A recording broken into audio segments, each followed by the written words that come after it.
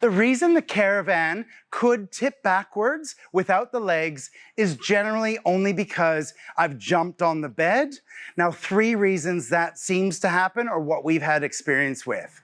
1, we have set up at camp, and over our touring and adventures, the Caravan has always been connected to the vehicle, so the legs aren't really required, and we're so used to being able to just pull up 90 seconds up in the air in bed, connected to the vehicle as a counterbalance.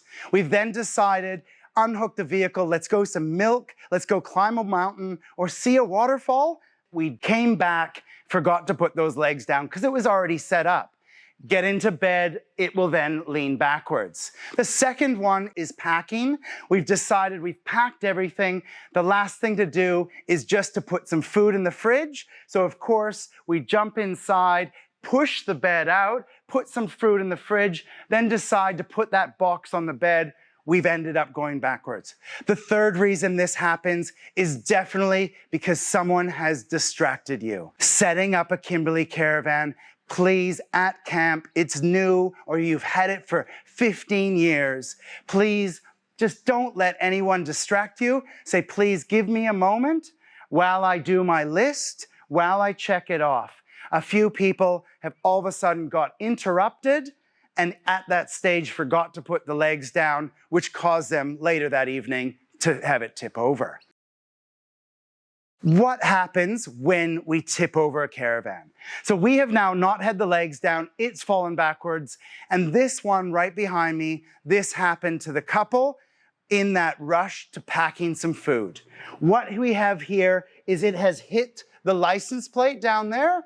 So the license plate was one of the first impacts. Not often will it hit here, and it's grazed the back here. Back there, it's just a little bit of paint. Quite often, to get it right, we only need 2 or 4 people to lean on the front that will stand it up, and everything is generally okay and carry on. A bit of scratch will fix that up later. But it can definitely come down with a bit of impact, and what's gonna happen, it's gonna affect these guide rails. We call these H-tracks. Let me show you here. Our H-tracks are an aluminum track with a roller wheel on the outside. The front track is holding it from not going backwards, and this rear track with a wheel here holding it from not going forwards. So this can be adjusted to do other setup on your Caravan, adjust things if the door or other things are a little bit out of whack.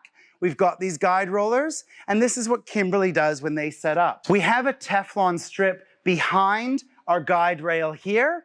Now our H-track, roller, our pulley, and this clip here to this clip here are all even on all sides. Now when we do set this up, this Teflon is just stopping this bracket from rubbing against the paintwork or the body. We can replace this if your Caravan is sat in the sun for 5 or 10 years. This Teflon strip can be replaced as well as the H-track. Now, what has happened here? This has now tipped backwards. I don't know which side. It says driver's side front. The driver's side front has now impacted, given your H-track a kink. On this particular unit, 2 of them actually had quite the bend, and we had to actually remove that, cut that off to make it go up and down safely. The customer then called me and said, Shane, we have now just done this. What do we do next? So ideally, we're gonna get in here and we're just gonna remove these screws, especially from the bent ones that are affecting it. By removing these tracks, it will still go up and down. Be careful, it just doesn't have the guide front and back. So you'll do it slowly and watch the corners. Remove the H-track if it's not coming down safely. We sometimes need a little bit of bush mechanics. So what happens, I would like to remove the H-track. Something as simple as this, of a piece of timber and a flat 2 screws, we can use this now as a guide or a support. What we're doing here is I cannot always get to the top screw. It is just located up here. By putting a trolley jack or a jack under here, I could then lift that up just enough, get the top screw and get that out.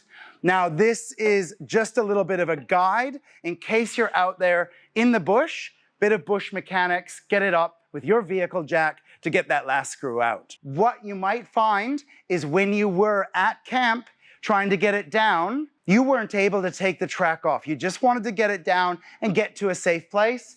You might just have to grab this carapace. It's not coming down. Give it a shove, because that roller might be just sitting on top of your H-track. You just got to get it back in line or over the side. Check your corners, come down slowly. It will always come down, and then you can get out on the road.